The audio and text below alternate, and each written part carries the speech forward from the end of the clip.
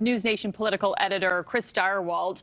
He sat down with a focus group of Iowa Republican voters to gauge which issues are truly most important to them and which candidates are most aligned with their views. Take a quick listen. Who here is undecided about for whom they will caucus? Undecided, undecided, undecided. Don't know. Who here has a strong opinion about who they want to caucus for right now? Okay. Interesting show of hands. NewsNation political editor Chris Stirewalt joins us now. Chris, we just saw the results of our latest NewsNation Decision Desk HQ poll, but I'm more curious of what those voters actually told you. You know, they're not filling out a piece of paper. It's not multiple choice. Is it crime? Is it inflation? What did they tell you were the most critical issues facing the country and what's weighing on them most? Well, you remember these are Republicans, and they're not just Republicans. They're Republicans who are caucus goers. And when you go to caucus, it's not like voting, right? You can't do it absentee, and you don't even just go into the voting booth. You go with your friends and neighbors and stand around in a gymnasium or a fire hall or a church and stand physically to represent your intention. So these are the these are the most active of active Republican voters in the country. And they are wrestling with the question most fundamentally of how do we defeat Joe Biden? They want to know who can beat Joe Biden. But then they have another tug at their heartstrings, which is they don't want to let Joe Biden beat Donald Trump because that's how they see the legal proceedings against the former president. That's how they see the criticism of the former president for his role in January 6th.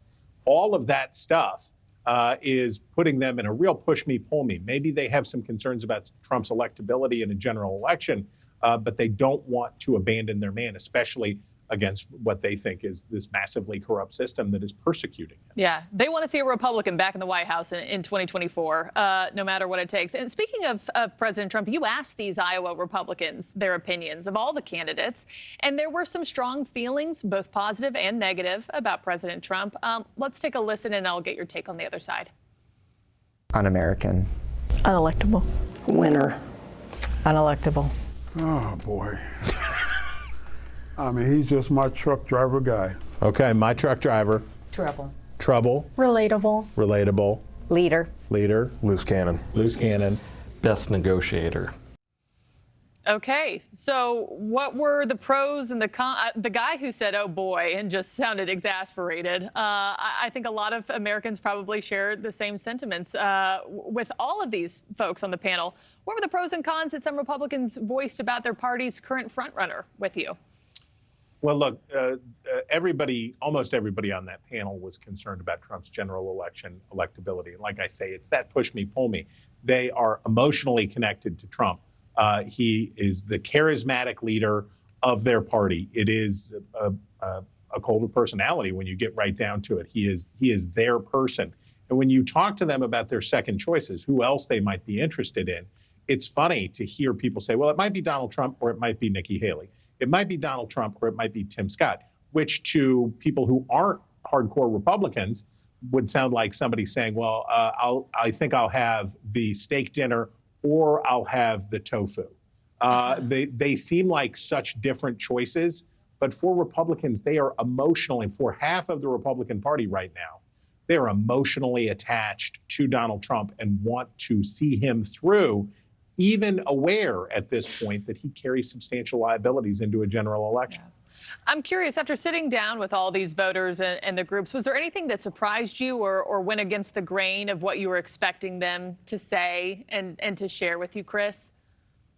Well, look, I think what would surprise most Americans when they wonder why is it that we let these two states, Iowa and New Hampshire, have so much say in terms of how we pick the president. I think most Americans would be surprised to know how thoughtful, careful, earnest the people who participate in those caucuses and in the primaries in New Hampshire are.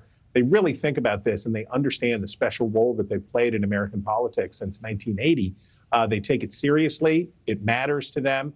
And I think something we can all take home, which is they are able to communicate with each other. There were sharp disagreements and different points of view in that room, but there was also a love of country, a patriotism, and a love of their neighbor that came through underneath all of that. And I walked away, frankly, encouraged. Thank you for watching. Go to newsnationnow.com to find NewsNation on your television provider. And don't forget to click the red subscribe button below to get more of NewsNation's fact-driven, unbiased coverage.